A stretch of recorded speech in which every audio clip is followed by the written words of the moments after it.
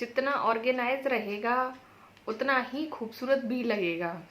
इसीलिए दोस्तों अपने कमरे को एक ऑर्गेनाइज तरीके से, अच्छे तरीके से सामान कम हो या ज़्यादा हो, लेकिन वो अगर ऑर्गेनाइज तरीके से, अच्छे ढंग से, अच्छे प्रॉपर तरीके से अगर रखा हुआ हो तो वो सामान कितना भी बुरा हो, खराब हो, गंदा हो, लेकिन वो एक अच्छे तरीके से रखा हुआ हो तो वो बहुत ही अच्छा लगता है। तो हम अपने कमरे को जितने ऑर्गेनाइज तरीके से रखेंगे तो उससे हमारा मन भी प्रसन्न रहेगा और सामान भी, हमारे कमरे का सामान भी अच्छा लगने लगेगा। और अपने मन को खुश रखने के लिए भाई मैं तो ये काम बहुत बहुत करती हूँ कि अपने मेरा कमरा किस तरीके से साफ रह सके, ऑर्गेनाइज तरीके से रह सके। आप देखोगे तो मेरे कमरे में इतना सारा सामान है, इतना सारा सामान है, बस मैं खुद नहीं बता सकती। आपको मैं दिखाऊंगी अपने कमरे को कि मेरे कमरे में कितना ढेर सारा सामान है, लेकिन वो एक प्रॉपर तरीके से रखा हुआ है, ऑर्गेनाइज तरीके से रखा हुआ है, जो कि मेरे रूम की शोभा को और भी ज़्यादा बढ़ा देता है। ऐसा लगता है कि कमरे में सामान नहीं, कोई डेकोरेटिव पीस रखा हुआ, डेकोरेटिव सामान रखा हुआ। अच्छे तरीके से अगर आप अपने सामान को रखोगे ना, घर के सामान को, अपने कमरे के सामान को ऑर्गेनाइज तरीके से सेट करके रखो तो वो सामान कबाड़ा नहीं लगता है, एक तरीके से वो और भी ज़्यादा अच्छा लगने लग जाता है। तो मैं आपको अपना कमरा दिखाऊंगी और बताऊंगी कि मेरे कमरे में आप खुद कहोगे कि कितना सारा ढेर सारा सामान है, इतने इतने सारे सामान को किस तरीके से मैनेज करते हो।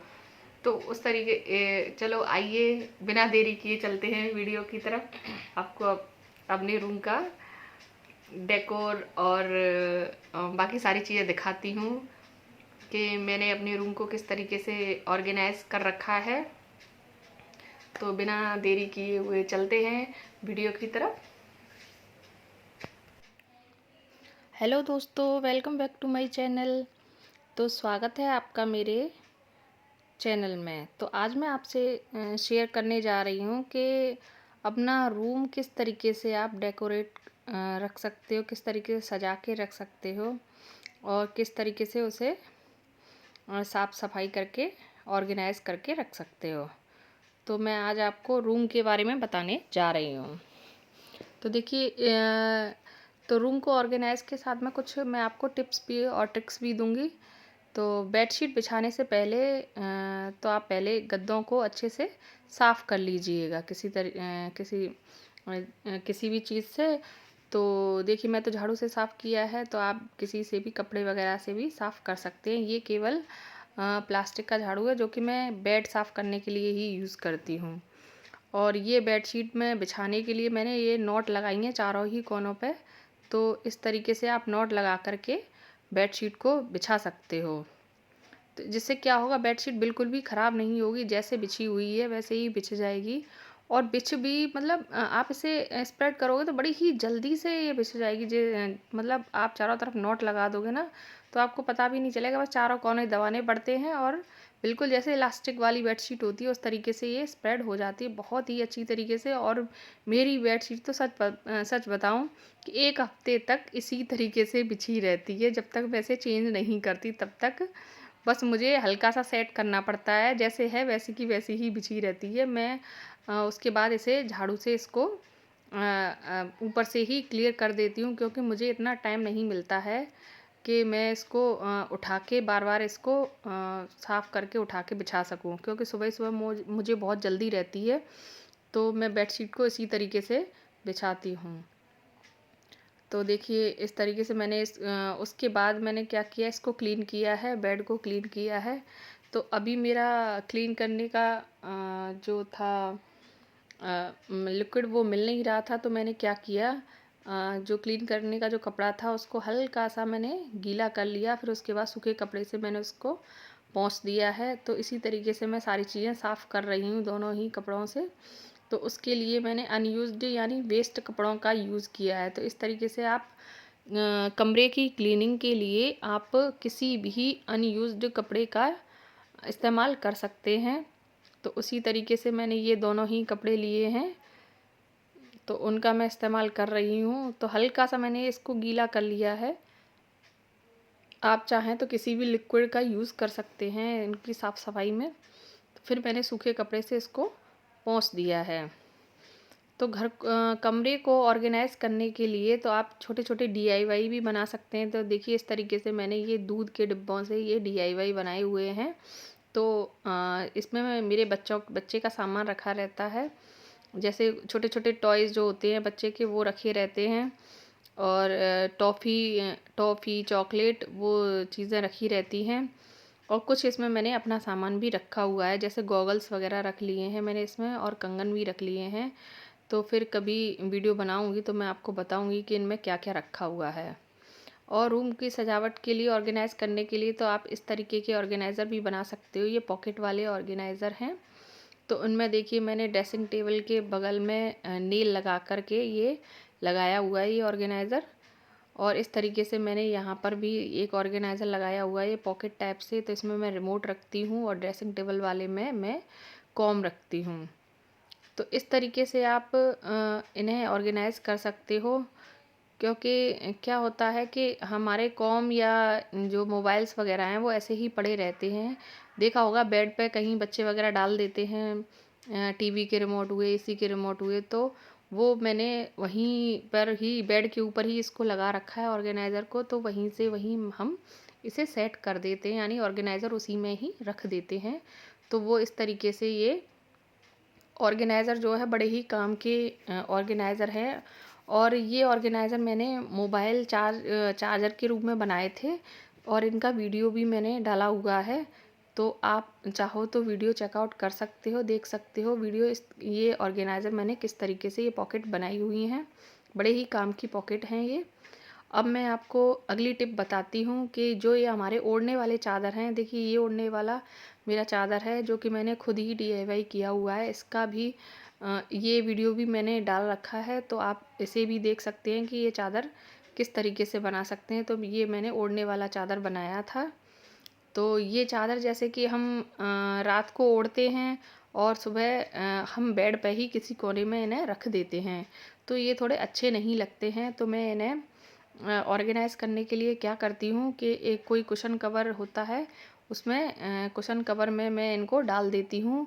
तो उससे क्या होता है कि हमारा फ्री में ही हमारे कुशन बन जाते हैं। देखिए मैंने इस तरीके से हमारे पास ये 3 चादर हैं। एक चादर मेरा है, एक मेरे हस्बैंड का, एक मेरे बच्चे का है। तो 3 चादर हैं, तो तीनों ही चादर को मैं इस तरीके से तह बनाऊँगी, इस तरीके से फ़ोल्ड करूँगी कि ये एक क्या बोल में उसमें आ जाएँ, ये कुशन कवर में आ जाएँ ये। तो कुशन कवर के साइज़ का ही मैं इन्हें फ़ोल्ड कर लूँगी और फ़ोल्ड करने के बाद मैं इन्हें कुशन कवर में ही फ़िलअप कर दूँगी। तो उससे क्या होगा, हमारे फ्री में ही 2 कुशन तैयार हो जाएँगे जो कि बेड को सजाने के काम भी आएँगे, जिससे कि बेड भी हमारा ऑर्गेनाइज़ हो जाएगा। तो इस तरीके से मैंने इनको फ़ोल्ड किया है और 2 कुशन कवर रेडी कर लिए हैं। तो देखिए 2 कुशन कवर मैंने इस तरीके से बना लिए हैं और जब भी हमें ज़रूरत होगी, जब रात के टाइम ही हमें चादर ओढ़ने की ज़रूरत पड़ती है, तो हम क्या करते हैं, क्योंकि कुशन तो वैसे भी हमें साइड में ही रखने पड़ते हैं। जब हम बेड पर सोने के लिए जाते हैं तो हम क्या करते हैं कि इसमें से कुशन कवर में से चादरों को निकाल करके कुशन कवर पीछे वाले बॉक्स में रख दूँगी मैं और फिर इन्हें ओढ़ने के काम में ले लूँगी। वरना हमें पूरे के पूरे कुशन ही हमें अलग उठा के रखने पड़ते हैं जब भी बेड पर सोना पड़ता है तब। अब क्या है, केवल कुशन कवर ही रह जाते हैं, तो उन्हें रखने में भी हमें परेशानी नहीं होती है। तो इस तरीके से देखिए बेड को हम ऑर्गेनाइज़ कर सकते हैं। ये आइडिया आपको कैसा लगा? फ्रेंड कमेंट करके ज़रूर बताइएगा कि ये कुशन वाला आइडिया आपको कैसा लगा? तो इस तरीके से आप बेड पे जो भी सामान होता है उसे अच्छे से ऑर्गेनाइज़ करके सेट कर सकते हैं। तो बेड को इस तरीके से हमने सेट कर दिया है। फिर हम आते हैं इधर टेबल की तरफ। तो इस तरीके का ऑर्गेनाइज़र मैंने लिया था फ्रिज के लिए।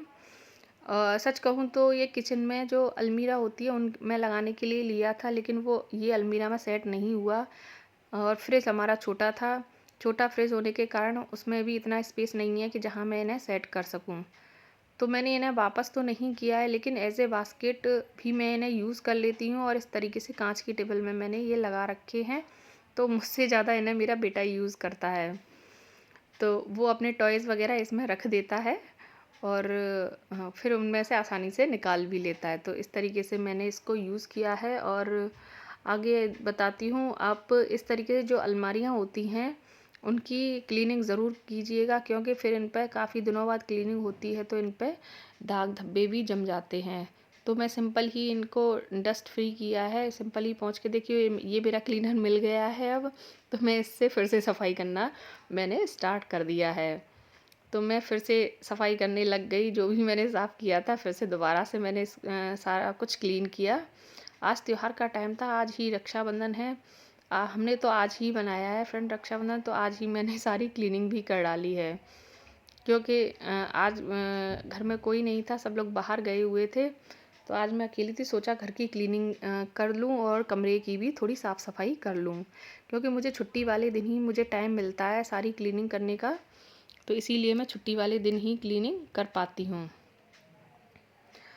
तो इस तरीके से देखिए मैंने ये सारी क्लीनिंग कर ली है इस लिक्विड से। और ये पास में जो रैक रखी हुई है, ये रैक तो ज़रूर होनी चाहिए। जब आपके कमरे में ज़्यादा सामान हो तो ये रैक होना बहुत ही ज़रूरी होता है। तो ये मैंने अपने बच्चे के लिए रैक परचेज़ की थी मीशो से। ज़्यादा अच्छी क्वालिटी तो नहीं कह सकते, लेकिन ये फिर भी ठीक है, मुझे ठीक लगी ये।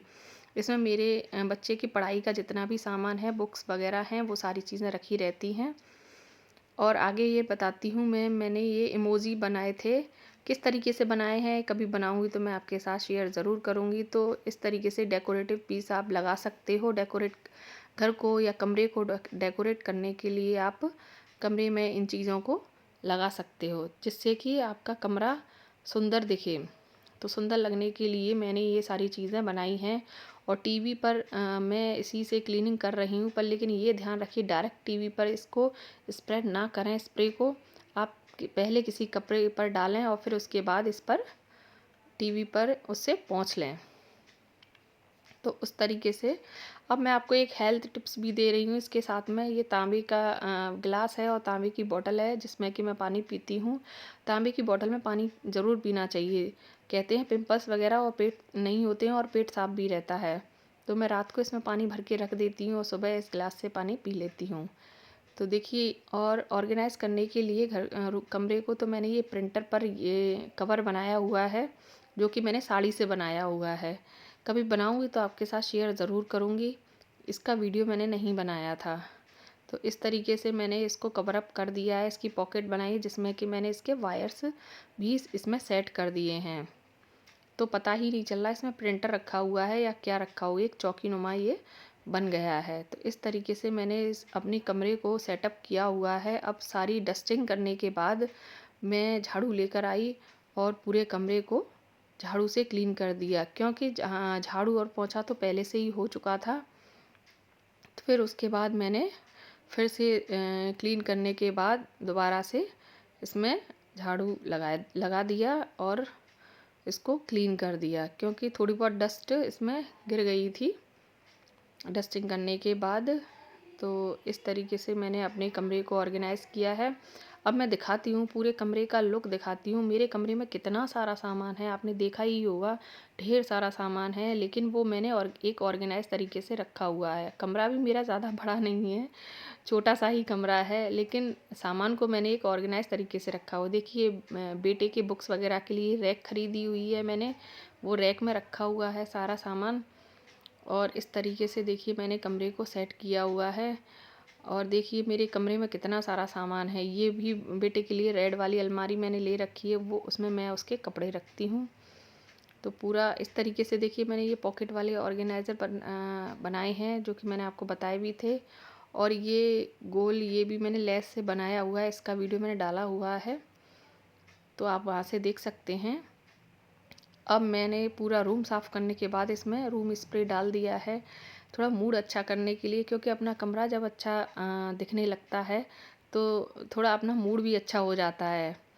और फिर मैंने थोड़ा खुशबू भी कर ली कमरे में और फिर मैं थक हार के बैठ गई, क्योंकि बहुत मेहनत लगती है भाई। एक तो पूरे कमरे की क्लीनिंग करना, घर की क्लीनिंग करना, फिर उसके बाद वीडियो बनाना, उसको एडिटिंग करना, थक जाते हैं उसके बाद। तो इतनी थकान के बाद भी मैंने, देखिए त्योहार का भी टाइम था, काफ़ी सारा काम हो गया था घर में, तो मैं थोड़ा आराम करने बैठ गई। तो मैं चलती हूँ अब आराम करने, और आप बताइए मेरा वीडियो आपको कैसा लगा। अगर अच्छा लगा हो तो प्लीज़ लाइक शेयर ज़रूर करें, और अपनी फ्रेंडों को शेयर करें, और कमेंट करके ज़रूर बताएं कि आपको मेरा वीडियो कैसा लगा। मिलते हैं अगले वीडियो में, तब तक के लिए बाय बाय।